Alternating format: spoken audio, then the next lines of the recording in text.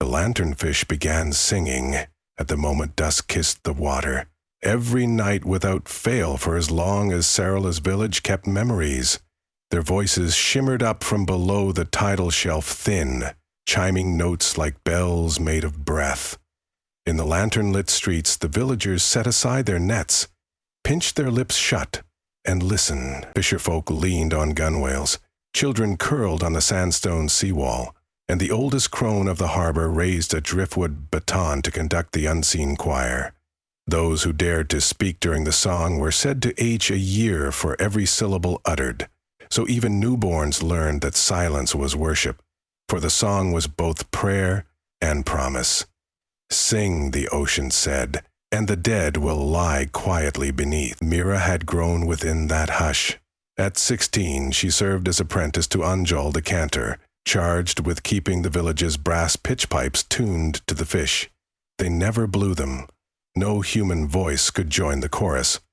But tuning was tradition, a way of admitting they were not entirely mute, only waiting. On the eve of the Turning Tide festival, Mira stood with Anjal on the pier, testing a pipe against her palm. The lanternfish trill drifted around them, airy yet strong as silver rope. "Do you hear the lower tone tonight, child?" Anjal murmured. Her own voice was brittle, reserved for instruction.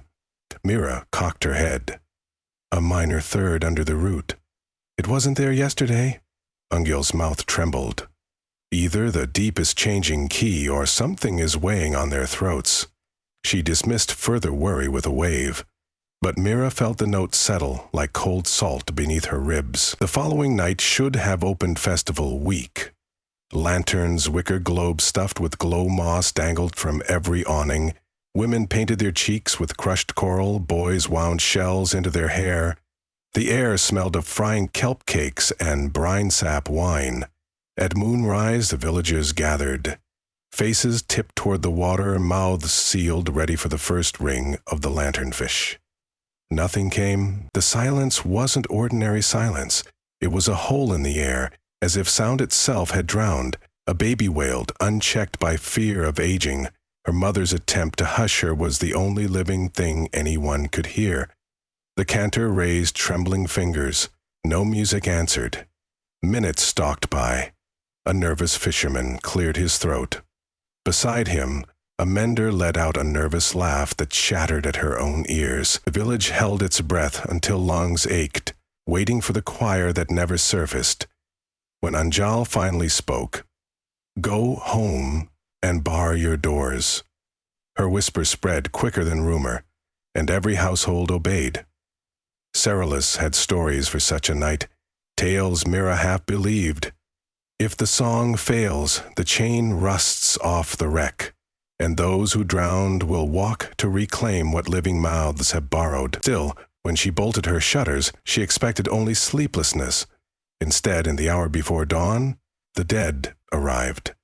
It began with thumps against the sea gate, heavy, sodden knocks.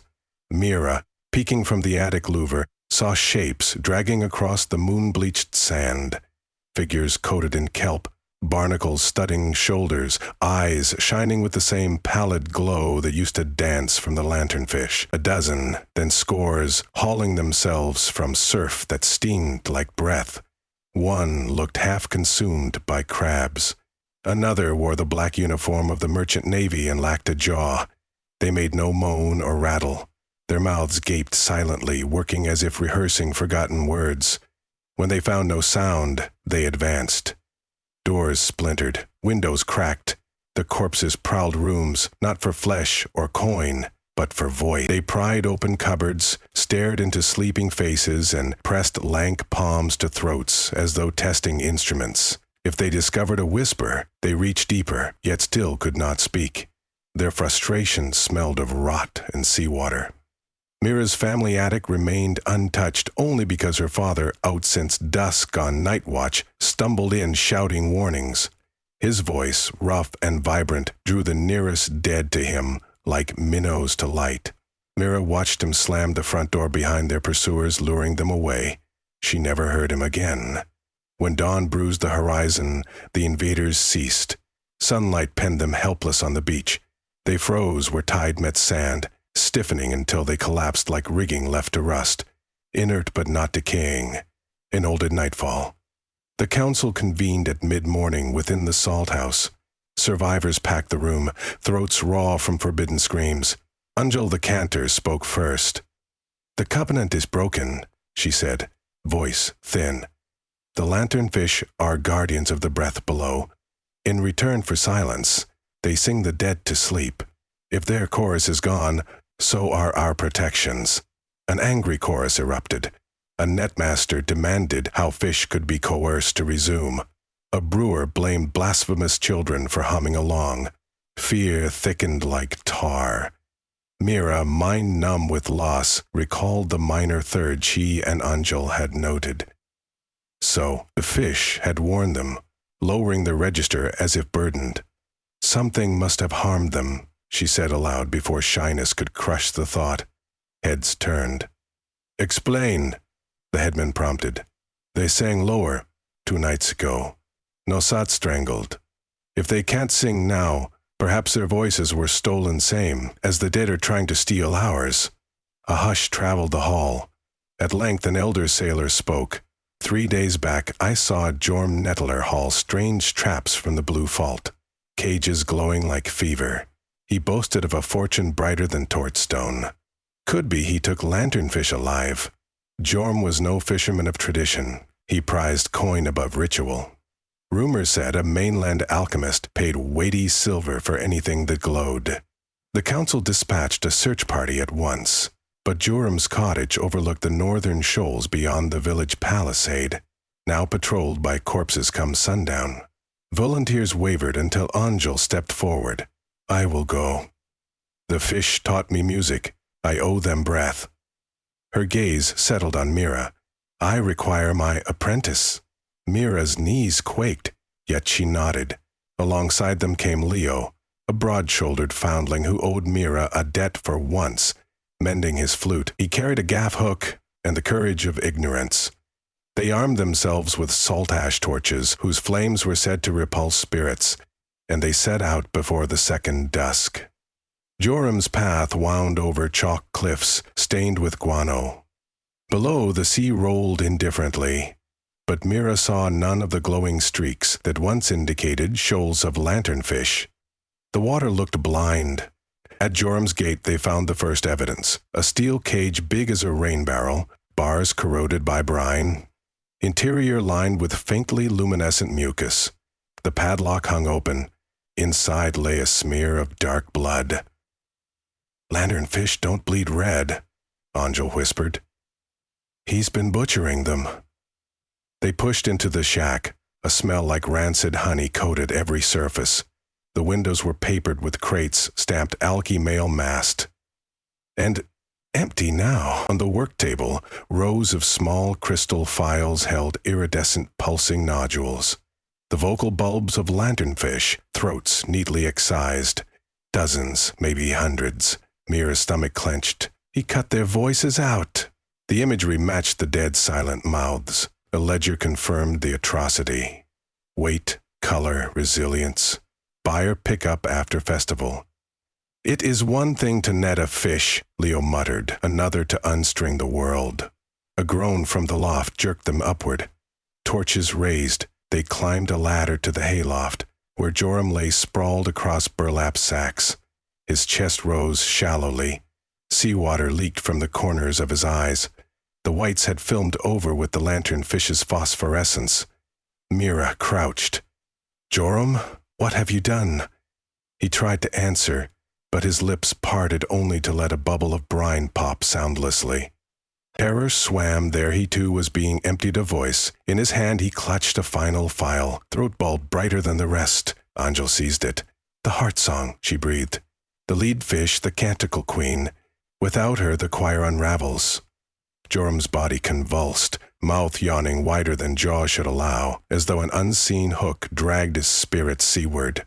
His back arched, spine snapping audible. Then he lay still, silenced, and clean before them. Outside, the sun touched water. The second night was arriving.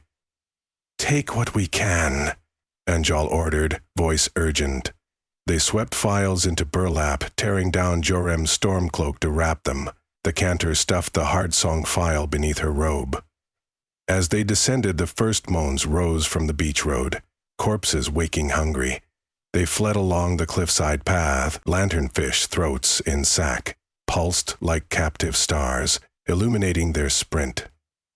Behind, Jorem's door slammed wide, and a figure lurched through Jorem, or what rode him now, body gleaming with interior moonlight, marching after its stolen treasure. "Can we fix this?" Leo shouted over crashing surf. Angelo gasped between strides. "Return the voices to the sea. Maybe then they can sing." The trio reached the outlook, a jagged promontory above the blue fault. Below, the trench opened into blackness, rumored bottomless. Mira recalled stories. The lanternfish nested along the fault's shelf, rising nightly to serenade.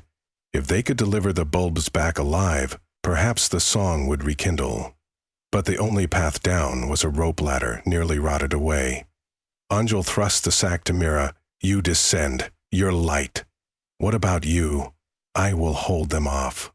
Her tone permitted no debate. Mira lashed the burlap bundle to her back and started downward. Wood rungs crumbled. Salt stung her palms. Halfway, the ladder jolted. She looked up to find Leo climbing after her, face set. "You'll need help opening cages," he said simply. When their feet touched the ledge, night was fully seated above. Stars blinked. So did corpses along the cliff top, trailing Angel's torch glow. The cantor, a lone beacon, lifted her pitch pipe and blew the single forbidden note, a human imitation of lanternfish timbre. Sound rang pure, echoing across water. The dead recoiled, uncertain. Mira felt tears start. Anjo blew again, longer, until rotting hands closed around her shoulders and jerked her silent. The torch spun, tumbled over the edge and hissed out in surf. Mira bit her lip until copper filled her mouth. Loss would have to wait. The living still required doing. The ledge narrowed toward a sea-carved arch, beneath which anemones glimmered. Small stone hollows marked nests where lanternfish once lay, now vacant. Mira knelt, unpacking files. Each bulb throbbed faintly, yearning. She unscrewed the first and lowered it into a tide pool. Nothing happened. "They need vessels," Leo said. "Without bodies they cannot sing." He pointed to schools of ordinary glassfish skirting the shelf. Quick as thought, he plunged his hand, snagged two, and with grim apology slit their throats, using his hook. Into each wound, Mira squeezed a glowing bulb. The effect was immediate. Scales ignited, mouths fluttered, and an unmistakable trill quivered across the pool, weak but recognizable. Hope flickered. They worked feverishly, grafting voices to new hosts. Dozens of glassfish, eels, even a curious crab, accepted the bulbs and chimed. The chorus built, tentative harmony weaving through foam. Above, thunder of footsteps signaled Joram thing descending. Mira dared not look up. She searched for the heart song file. It remained under her sash. This voice would bind the others, but what body could house power enough? She scanned the water. In the gloom, a shape circled. A giant shadow, manta-like, its edges glimmering. A lanternfish queen stripped of throat, still guarding her domain. Mira's pulse hammered. "There," she whispered. But reaching the queen meant diving into the fault's mouth. She could not swim the trench's chill.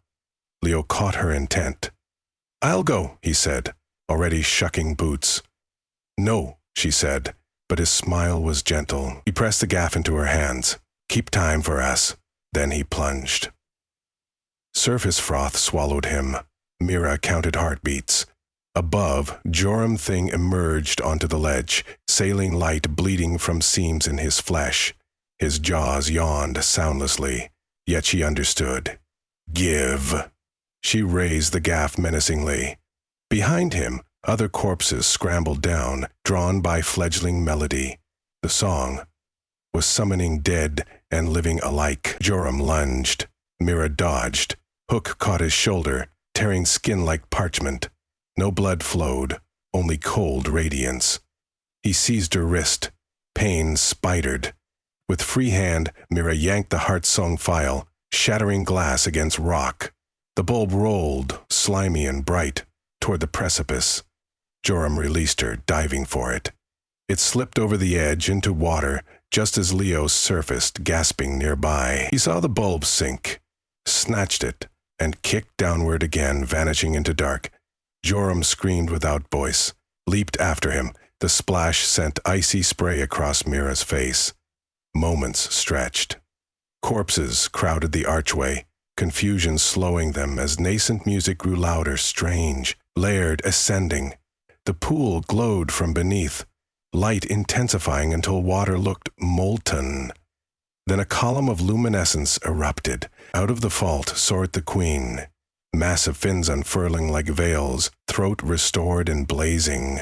Upon her back clung Leo, arms wrapped about the ridge behind her eyes. The heart song burst from her in chords deeper than thunder, yet sweeter than dawn. Sound flattened the corpses. They collapsed, bodies relaxing into true death. Joram surfaced last, arms reaching. The queen sang directly to him, a note of reproach and release. His form dissolved into foam, light returning to the sea. Above on the cliff, Mira imagined villagers falling to knees as music once more filled the world. The queen circled the ledge, nodding. Glassfish choir joined, eels harmonized. Even the bulb crab clacked counter-rhythm. Night vibrated with resurrected hymn. Leo slid from the queen's back onto the ledge, shivering, eyes alight.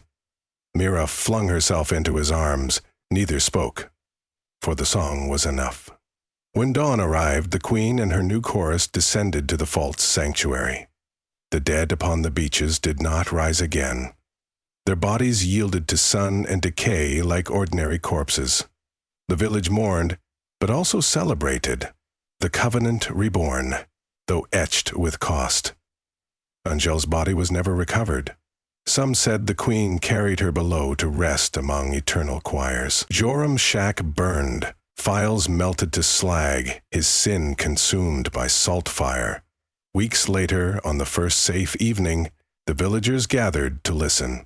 The lanternfish now sang with richer timbre, tinged by eels, by crabs, by glassfish awakened.